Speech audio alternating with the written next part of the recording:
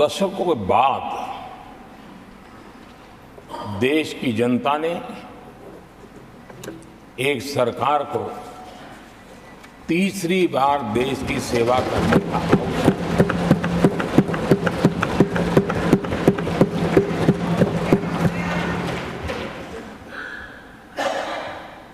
60 साल के बाद ये हुआ है कि 10 साल के बाद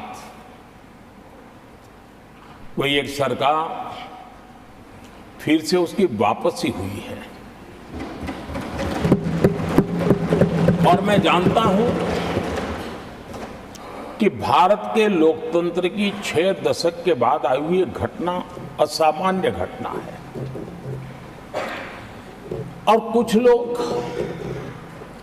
जानबूझकर के उससे अपना मुंह फेर करके बैठे रहे। कुछ लोगों को समझ नहीं आया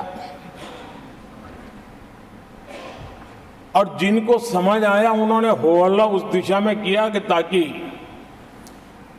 देश की जनता की इस विवेक बुद्धि पर, देश की जनता के इस महत्वपूर्ण निर्णय पर कैसे छाया कर दी जाए, कैसे उसको ब्लैकआउट किया जाए, इसकी कोशिश हुई। लेकिन मैं पिछले 2 दिन से देख रहा हूं कि आखिर तक पराजय भी स्वीकार हो रहा है और दबे मन से, कम मन से विजय भी स्वीकार हो रहा है।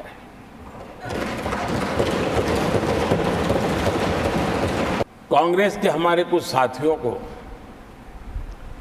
मैं हृदय से धन्यवाद करना चाहता हूं, क्योंकि उन्होंने बार बार ढोल पिटा था 1/3 सरकार। इससे बड़ा सत्य क्या हो सकता है कि हमारे 10 साल हुए हैं, 20 और बाकी है। 1/3 हुआ है, 1/3 हुआ है, 2/3 बाकी। और इसलिए उनकी इस भविष्यवाणी को लिए मैं उनके मुंह में घी सकता हूं। 10 वर्षों के अखंड, एकनिष्ठ, अविरत सेवा भाव से किए हुए कार्य को देश की जनता ने जी भर करके समर्थन दिया है। देश की जनता ने आशीर्वाद दिए हैं। भ्रम की राजनीति को देशवासियों ने ठुकराया है और भरोसे की राजनीति पर विजय की मोहर लगा। मेरे जैसे बहुत लोग हैं इस देश के सार्वजनिक जीवन में, जिनके परिवार में कोई गांव का सरपंच भी नहीं रहा है, गांव का प्रधान भी नहीं रहा है, राजनीति से कोई सरोकार नहीं रहा है, लेकिन आज अनेक महत्वपूर्ण पदों पर पहुंच करके देश की सेवा कर रहे हैं। और उसका कारण बाबा साहब आम्बेडकर ने जो संविधान दिया है, उसने हम जैसे लोगों को अवसर दिया। बार देश की जनता ने हमें रिकॉर्ड में 5 नंबर से 3 नंबर की इकोनॉमी पर पहुंचाने के लिए जनादेश दिया है। और मुझे पक्का विश्वास है कि देश की जनता ने हमें जो जनादेश दिया है, हम भारत की अर्थव्यवस्था को विश्व के टॉप 3 में पहुंचा के रहेंगे। यहां कुछ ऐसे विद्वान हैं जो ये मानते हैं कि इसमें क्या है, ये तो होने ही वाला है। ये तो अपने आप तीसरे नंबर पे पहुंचने वाली है। अब ये लोग ऐसे हैं जिन्होंने ऑटो पायलट मोड पे सरकार चलाने का या तो रिमोट पायलट पर सरकार चलाने का उनको आदी है, इसलिए वो कुछ करना धरने में विश्वास नहीं करते हैं। वो कुछ करने धरने में विश्वास नहीं करते, वो इंतजार करना जानते हैं। लेकिन हम परिश्रम में कोई कमी नहीं रखेंगे। आने वाले 5 साल गरीबी के खिलाफ लड़ाई के निर्णायक वर्ष है और यह देश गरीबी के खिलाफ लड़ाई में विजयी होकर के रहेगा। ये पिछले 10 साल के अनुभव के आधार पर मैं बहुत विश्वास से कह सकता हूं। जब हम दुनिया की तीसरे नंबर की इकोनॉमी बनेंगे तब भारत के हर स्तर पर सकारात्मक प्रभाव तो होगा, लेकिन वैश्विक परिवेश में अभूतपूर्व प्रभाव पैदा होने वाला। बीते 10 वर्ष में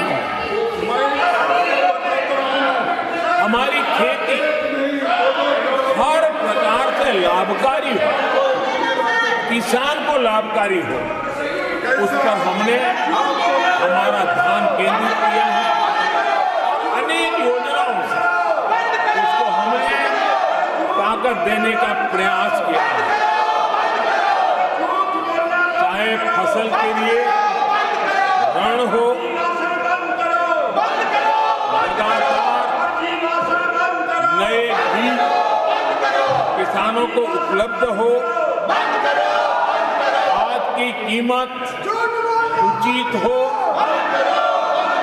और फसल बीमा का लाभ पहले की सारी मुसीबतें दूर कर देते किसानों को सरलता से उपलब्ध हो। चाहे एमएसपी पर खरीद की बात हो, हमने पुराने सारे रिकॉर्ड तोड़ करके किसानों को लाभ दिया।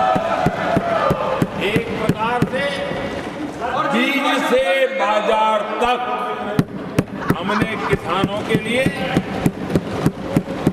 हर व्यवस्था को बहुत माइक्रो प्लानिंग के साथ मजबूती देने का भरपूर भरसक प्रयास किया है। मैं आदरणीय सांसद सुधा मूर्ति जी का आभार व्यक्त करता हूं कि कल उन्होंने चर्चा में महिलाओं के आरोग्य के विषय पर बल दिया था और उसका महात्म्य क्या है, उसकी आवश्यकता क्या है, उस पर बड़े विस्तार से उन्होंने कहा था। और उन्होंने एक बात ये भी बड़ी इमोशनल बताई थी कि माँ अगर चली गई तो उसका कोई उपाय नहीं होता, फिर नहीं मिल सकती। ये भी बड़ी भावात्मकता से उन्होंने बताया था। विमेन हेल्थ, सैनिटेशन, वेलनेस पर हमने 10 वर्षों में एक प्रायोरिटी सेक्टर के लिए आपने काम किया है।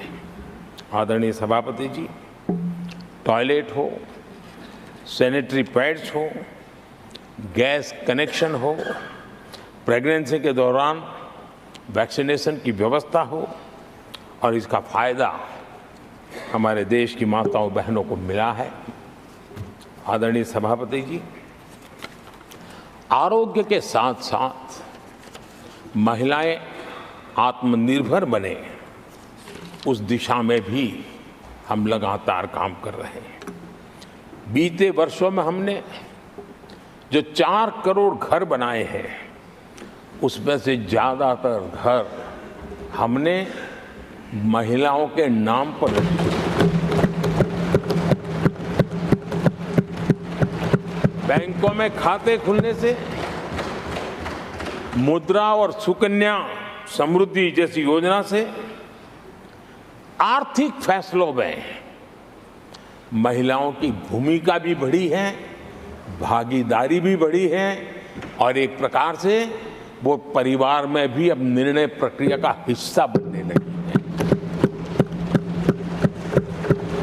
आदरणीय सभापति जी, विमेन सेल्फ हेल्प ग्रुप्स, उससे जुड़ी 10 करोड़ बहनें, उनका आत्मविश्वास तो बढ़ा ही बढ़ा है, उनकी आय भी बढ़ी है।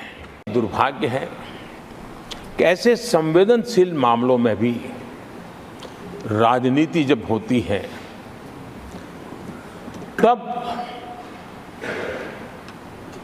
देशवासियों को और विशेषकर महिलाओं को अकल्प पीड़ा होती है। ये जो महिलाओं के साथ होते अत्याचार में विपक्ष का जो सिलेक्टिव रवैया है, ये सिलेक्टिव रवैया बहुत ही चिंताजनक है। आदरणीय सभापति जी, मैं आपके माध्यम से देश को बताना चाहता हूं, मैं किसी राज्य के खिलाफ नहीं बोल रहा हूं, न ही मैं कोई राजनीतिक स्कोर करने के लिए बोल रहा हूं, लेकिन कुछ समय पहले मैंने बंगाल से आई कुछ तस्वीरों को सोशल मीडिया पे वीडियो देखा। एक महिला को वहां सरेआम सड़क पर पीटा जा रहा है। वो बहन चीख रही है, लेकिन वहां खड़े हुए कोई उसकी मदद के लिए नहीं आ रहा है, वीडियो बनाने में लगे हुए हैं। और जो घटना संदेश खली में हुई, जिसकी तस्वीरें रोंगटे खड़े करने वाली है, लेकिन बड़े बड़े दिग्गज, मैं सुन रहा हूं कल से, इसके लिए पीड़ा उनके शब्दों में भी नहीं झलक रही है। इससे बड़ा शर्मिंदगी का दुखद चित्र क्या हो सकता है?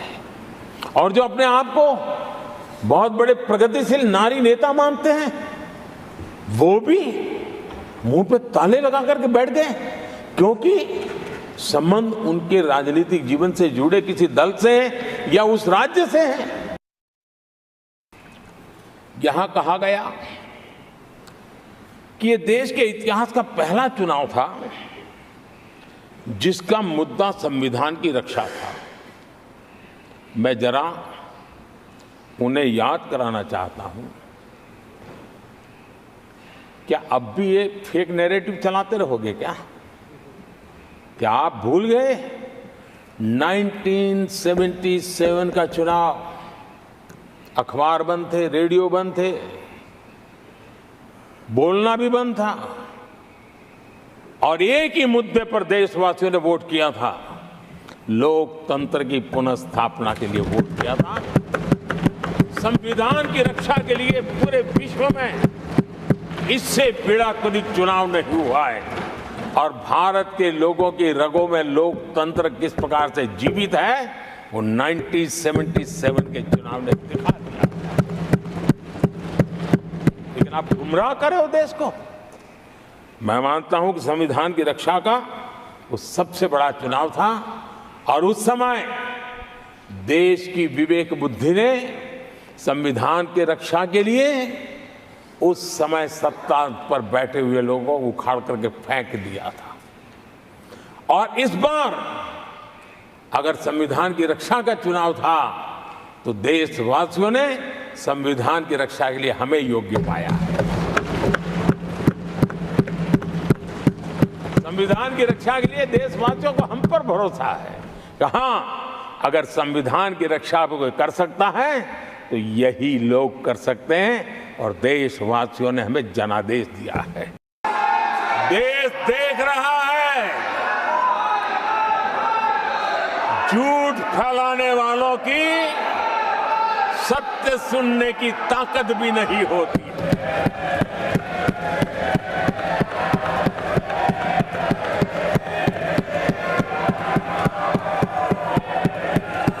जिनका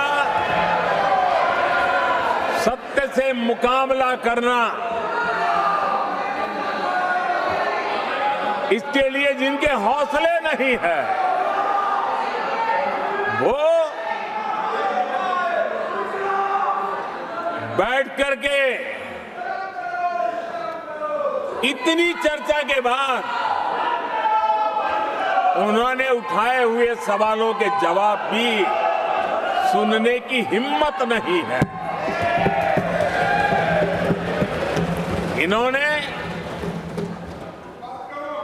ये अपर हाउस को अपमानित कर रहे हैं।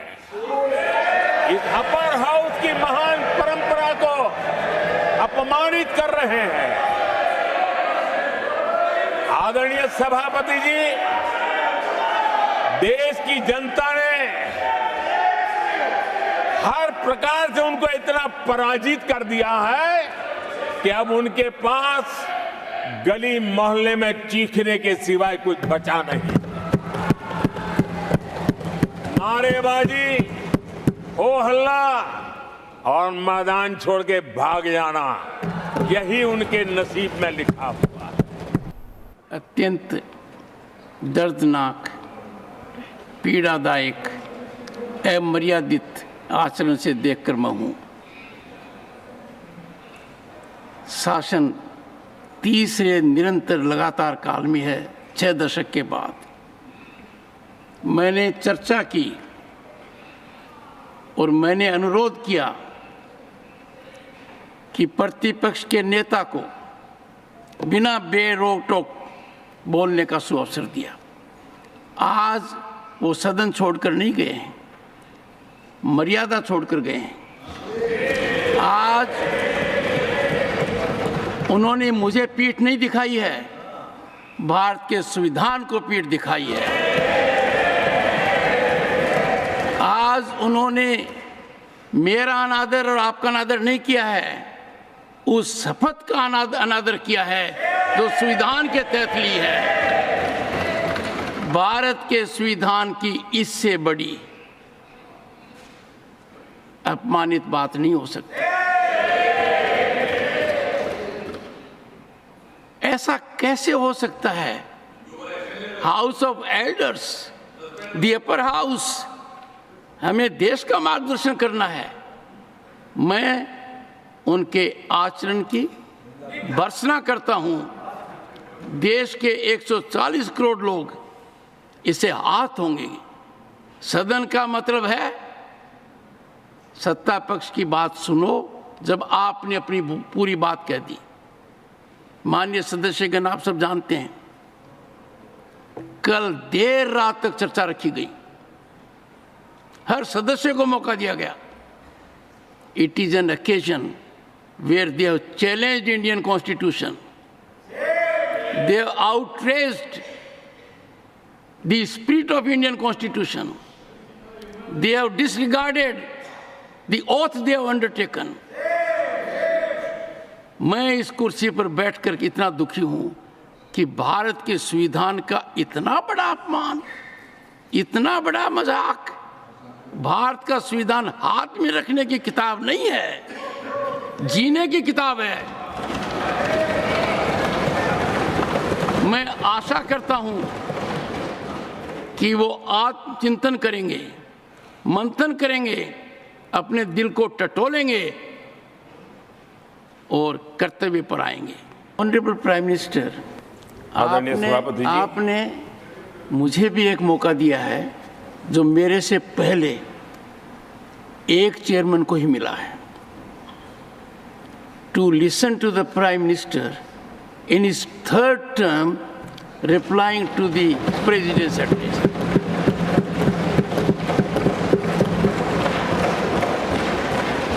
और आपसे इंस्पिरेशन लेकर आप देखिए टेबल के ऊपर